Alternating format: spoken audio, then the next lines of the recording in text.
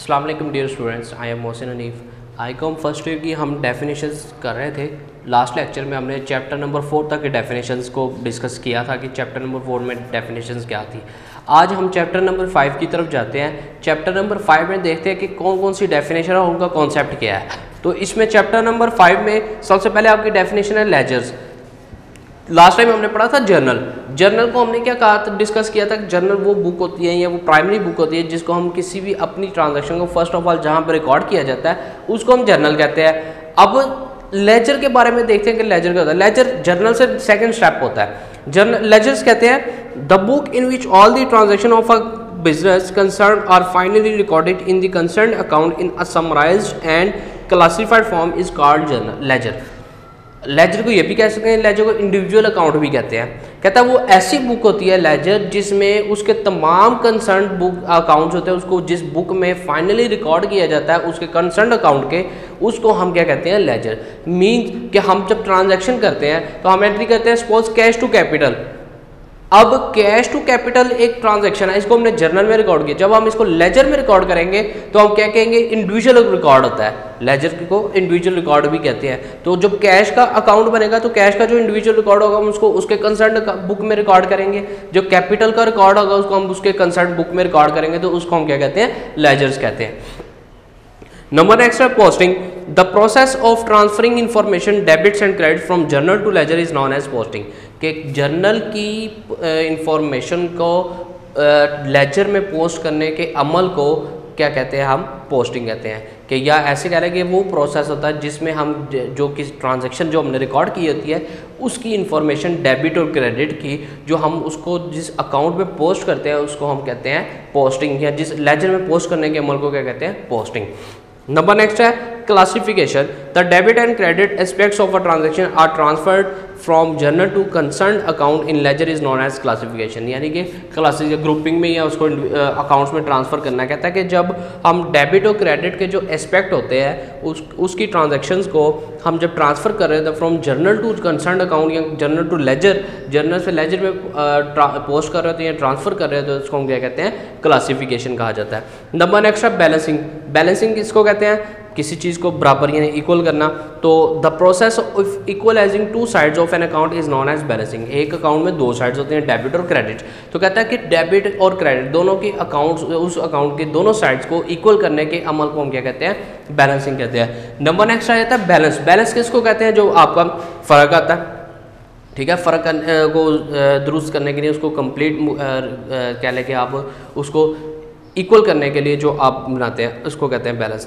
देखिए इसकी डेफिनेशन क्या है जी, the difference between two sides of an account is balance. ठीक है, कि दो साइड कोई भी आपकी किसी भी ट्रांजैक्शन की या किसी भी अकाउंट की जो दो साइड्स होती हैं, डेबिट और क्रेडिट, उन दोनों के जो दरमियान जो डिफरेंस आता है उसको हम क्या कहते हैं, बैलेंस कहते हैं।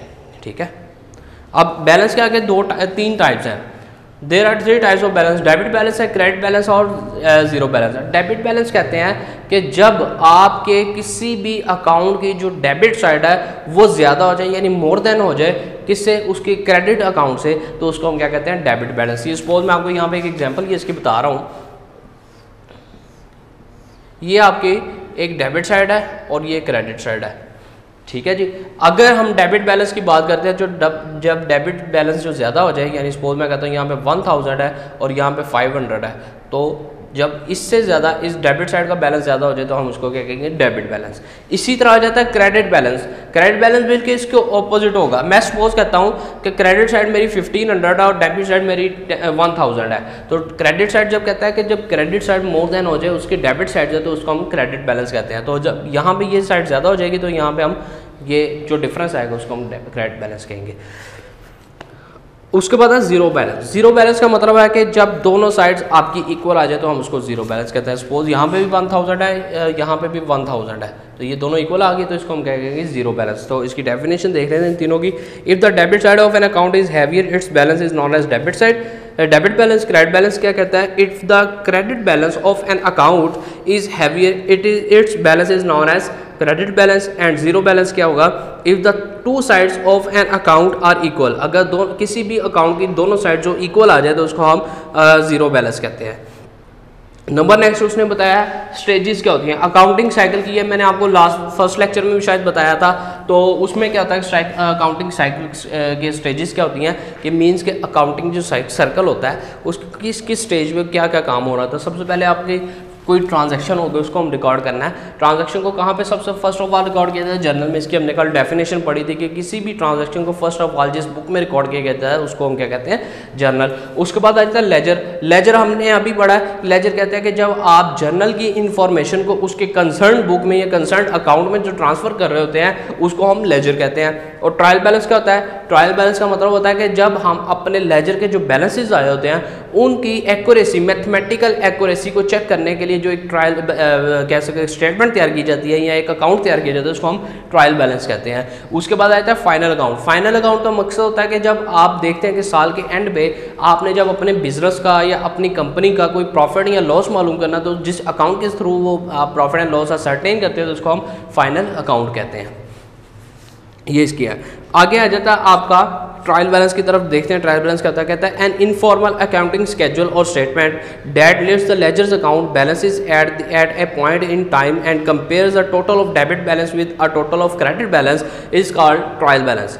कि कहता है कि ये एक इनफॉर्मल अकाउंटिंग स्केड्यूल होता है या इसको हम स्टेटमेंट कह सकते हैं जो लेजर के अकाउंट्स होते हैं उनके बैलेंसेस आए होते हैं उनकी लिस्ट बनाते हैं, ठीक है, और उसको हम कंपेयर करते हैं उसके टोटल डेबिट बैलेंस या बैलेंस के साथ with the total credit balance. दोनों यानी डेबिट को क्रेडिट के साथ कंपेयर किया जाता है या क्रेडिट को डेबिट के साथ कंपेयर किया जाएगा इस कॉल्ड ट्रायल बैलेंस। तो उसको हम ट्रायल बैलेंस कहते हैं।